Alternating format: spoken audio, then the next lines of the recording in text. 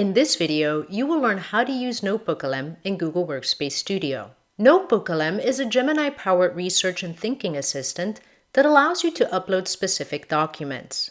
The responses and materials then generated are entirely grounded in those uploaded sources. Workspace Studio's Ask NotebookLM step allows you to send a prompt to a specific notebook to generate summaries, answer questions, or get insights based on the sources in that notebook. To add a notebook to your flow, select the Ask NotebookLM step.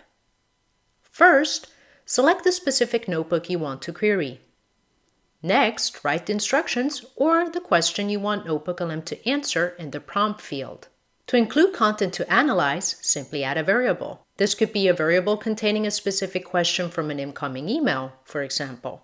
So when should you use Ask NotebookLM in your flow? Here are two examples.